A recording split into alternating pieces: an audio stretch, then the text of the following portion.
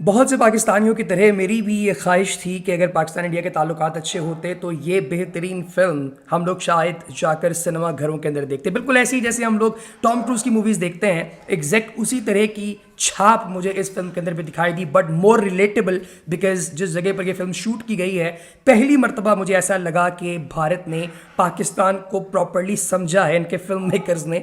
और वो टिपिकल जो माथे पे डार्किश सा कलर लगा के या फिर ऊपर एक टोपी पहना के गले के अंदर एक रुमाल या फिर एक साफा डाल के, तो जो हमारा इन्होंने एक बनाया हुआ है अटायर, उससे थोड़ा हट के थोड़ा ज़रा ज़्यादा योग किस्म का अटायर था, लेकिन स्टिल इसके अंदर रणवीर सिंह को इन्होंने जो गले में तावीज़ पहना दी है उससे अंदाज़ा होता है कि अभी भी मुकम्मल तौर पे क्लैरिटी इन्हें नहीं मिली। लेकिन एक अच्छी चीज़ ये नज़र आई कि जहाँ जहाँ पर कोई भी उर्दू के साइन बोर्ड्स वगैरह बनाए गए थे, दे वर एब्सोल्युटली फाइन। फिल्म जो है वो जाहिर है कि भी इंटरनेट पर उस तरीके से अच्छे प्रिंट के अंदर तो नहीं आई, लेकिन for the sake of this review मैंने इस फिल्म को देखा और एक बड़ा ही घटिया सा प्रिंट था, लेकिन I just got the story and you know to understand कि इस फिल्म को प्रॉपरली इन्होंने पिक्चराइज कैसे किया है। तो let's talk about the films review first and then हम लोग हिस्टोरिकल परस्पेक्टिव में इसके अंदर कौन सी एम्बिग्विटीज़ हैं या फिर हिस्टोरिकली कौन कौन सी चीज़ें रियल लाइफ में हैपनिंग थी उनके बारे में बात करेंगे based on the experience that I have, क्योंकि मैं पर्सनली लियारी के अंदर कुछ अरसा रहा हूं एंड आई हैव सीन के वहां पे लोकली चीज़ें किस तरीके से असेंबल होती हैं और इन्होंने जो डिपिक्शन दिखाई है मल्टीपल कैरेक्टर्स की, उनकी रियल लाइफ स्टोरीज क्या हैं। तो लेट्स स्टार्ट। सकता एक पत्ता भी नहीं हिल सकता। मेजर इकबाल साहब जिस पर मेहरबान हो जाएं।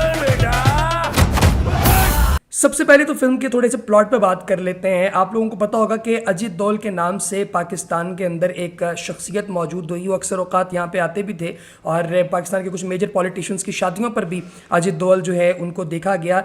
इनसे इंस्पायर्ड एक कैरेक्टर है जो आर माधव प्ले कर रहे हैं, very fine actor as you guys know. Makeup उनका बड़ा ज़बरदस्त, उनकी जो लुक है वो बड़ी कमाल किस्म की इस फिल्म के अंदर बनाई गई। इसी तरह से रहमान डकैत का कैरेक्टर अक्षय खन्ना कर रहे हैं, जो कि खुद अपनी स्टोरी पे भी ये पोस्ट करते हैं कि जब फिल्म के अंदर लीड कैरेक्टर्स किया करता था तो लोग फिल्में देखने आते नहीं थे, और अब जब ये सेकंड रोल्स कर रहे हैं सपोर्टिंग एक्टर्स के तो लोग कह रहे हैं legend this and that, you know all that bullshit. अभी इन्होंने औरंगजेब में बड़ा ज़बरदस्त काम किया था, if you guys remember, absolutely phenomenal. और इस फिल्म के अंदर भी उन्होंने बड़ा बाकमाल जो है वो किरदार अदा किया है। फिल्म के अंदर अगर कहा जाए तो मुकम्मल जो जान है इस फिल्म के अंदर वो इनके कैरेक्टर की और रणवीर सिंह के कैरेक्टर की थी, लेकिन रणवीर सिंह ने इस मरतबा जो मैच्योरिटी एज एन एक्टर इस फिल्म के अंदर दिखाई, आई गेस कि ये इससे पहले मैंने उनके किरदारों में बहुत कम देखी है। मैं उनकी चंद फिल्मों का बड़ा फ़ैन हूँ। For example Ladies versus Ricky Bell, I love that film. I love his performance in Padmaavat. इसी तरीके से गली बॉय के अंदर phenomenal। लेकिन इस फिल्म के अंदर बिलखुसूस जो उनका किरदार है वो किसी दूसरे कैरेक्टर को ओवरशैडो नहीं करता, यानी हर एक कैरेक्टर मुकम्मल तौर पे ब्रीथ कर रहा है, हर एक कैरेक्टर प्रॉपर तरीके से अपने आप को एक्सप्रेस कर रहा है। That's a very good thing. फिर इस फिल्म की जो रनिंग टाइम है दोस्तों वो बहुत लंबा है, तकरीबन ये 3.5 घंटे की ये फिल्म है। लेकिन इस फिल्म की अच्छी बात यह है कि इसको चैप्टर्स के अंदर डिवाइड किया गया। क्विंटन टेरेंटिनो स्टाइल के अंदर, क्विंटन टेरेंटिनो जिस तरीके से अपनी फिल्म के अंदर चैप्टर्स बनाते हैं उसी तरह चैप्टर्स बनाए गए हैं और इस हर एक चैप्टर के अंदर एक कहानी खुलती है। तो यानी किसी भी पॉइंट पे आपको ये फीलिंग नहीं आती कि शायद आपको किसी ने मार के बिठा दिया है कि आपने पूरी फिल्म देखनी है। आप फिल्म के साथ ग्रो करते हैं। It's just like a child जिसको आप देख रहे हैं, एक छोटा बच्चा, और फिर आहिस्ता आहिस्ता आहिस्ता वो ग्रो होता है और आप उसको देखते जा रहे हैं। You are enjoying.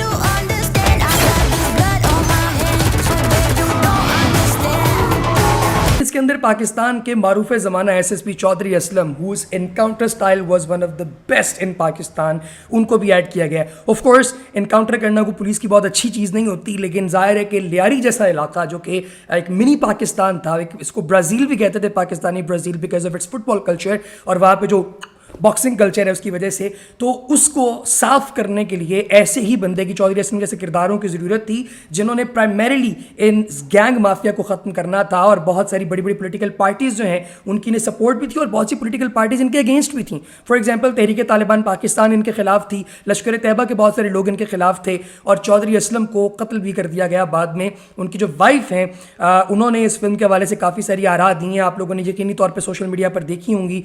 वो ये कहती हैं कि दोबारा ज़िंदगी में अगर कोई मर्द अगर मुझे मिले तो वो चौधरी असलम जैसा ही मिले, क्योंकि मर्द मैंने अपनी ज़िंदगी में एक ही देखा है, चौधरी असलम, और जिस तरह की उनकी अपीयरेंस है उस खातून की, of course is very dominating woman. तो इस तरह की अगर बात वो कर रही हैं तो definitely Chaudhary Aslam might have something extraordinary as a man. So ये जो कैरेक्टर है ये of course rightfully so Sanjay Dutt से करवाया गया है। फिर उसके बाद आप लोगों ने देखा कि मेजर इकबाल का रोल करवाया गया है the one and only Arjun Rampal से।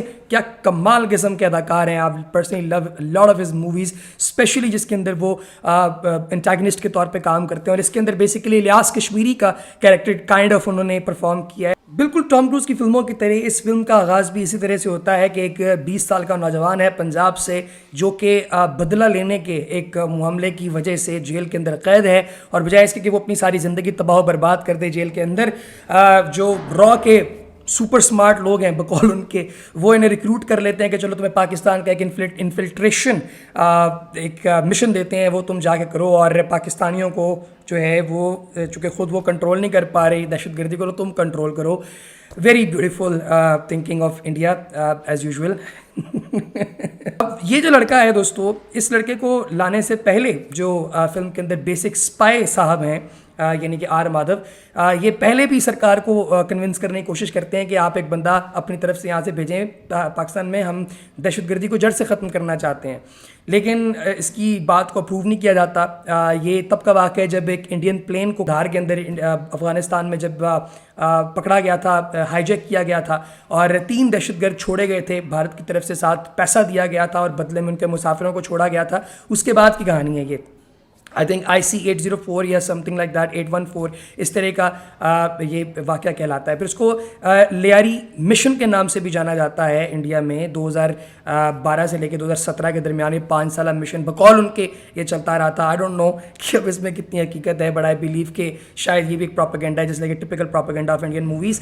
देन इस लड़के को अफ़गानिस्तान के ज़रिए पाकिस्तान के अंदर भेजा जाता है। ये आता है सबसे पहले ये कराची में जाके एक मिल्क शेक बेचने वाले की दुकान पर काम करना शुरू करता है। फिर उसके बाद इसे पता चलता है कि यहाँ का सबसे हैवी जो बंदा इस टाइम चल रहा है वो रहमान है, रहमान डकैत। रहमान बलोच भी उसको कहते थे, उज़ैर बलोच का ये कज़न था।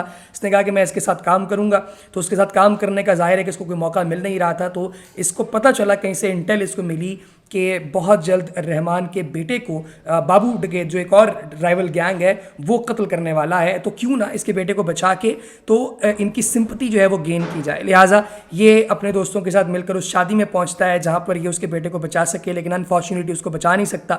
फिर उसके छोटे बेटे को अलबत्ता फैज़ल को बचा लेता है, जिसकी वजह से इसको वो अपने गैंग में भर्ती कर लेते हैं। फिर ये बाबू डकैत को मरवाता है रहमान के हाथों। वो जो आप लोगों ने ट्रेलर के अंदर सीन देखा होगा जिसमें वो पत्थर पकड़ के मार रहा है अक्षय खन्ना। हिस्टोरिकल पर्सपेक्टिव में चौधरी असलम ही वो कैरेक्टर है जिसने रहमान डकैत को सन 2009 के अंदर कत्ल किया था। आप इस फिल्म के अंदर जो कैरेक्टर देख रहे हैं रहमान डकैत का, इसका बाप जिसका नाम दादल बलोच था, ये 60-70s के अंदर लियारी का एक बहुत बड़ा मेजर किंग पिन था। और ये बात दुरुस्त है, ये बंदा यहाँ का करता धरता भी था। और जब गैंग्स वाला सिलसिला कराची के अंदर चल रहा था, जो कि अब काफ़ी हद तक कम हो चुका है, तो तब इस बंदे के हुक्म के बगैर लियारी के अंदर एक पत्ता भी नहीं हिलता था। लेकिन बाद में जो अरशद पप्पू है, जो कि इसका राइवल था, उसने काफ़ी सारे इनके लोग मारे और उसके बाद लियारी को ओवरटेक करने की कोशिश की। लेकिन रहमान ने वापस लियारी का जो कंट्रोल है वो संभाला जब तक कि वो मर नहीं गया 2009 के अंदर। अर्जुन रामपाल का जो कैरेक्टर है, जो इलियास कश्मीरी का बेसिकली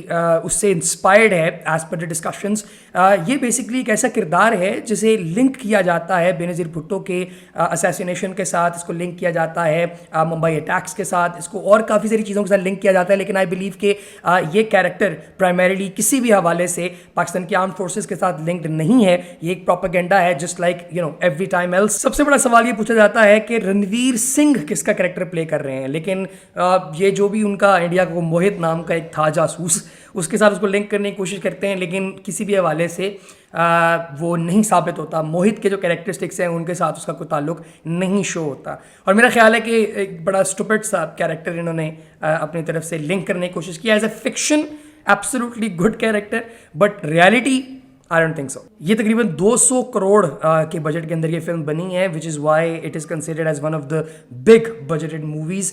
सारा अर्जुन इसके अंदर हैं, डिसूजा हैं जो पहली मरतबा आई हैं, और इसी तरह से जो इसका बैकग्राउंड स्कोर है वो बड़ा ग्रैस्पिंग है, ग्रिपिंग है, बहुत मज़ेदार है। मज़ा आता है आपको ओवरऑल फिल्म देख के। It's a very good treat to watch.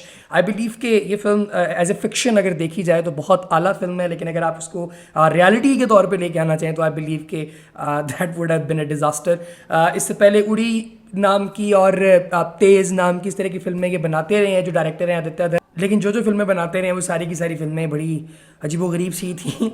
ये फिल्म आई बिलीव कि इसकी पब्लिसिटी बहुत हाई लेवल पे की गई है, which is why this film is basically a good watch. So let's see how this film turns in, and absolutely good watch as a fiction.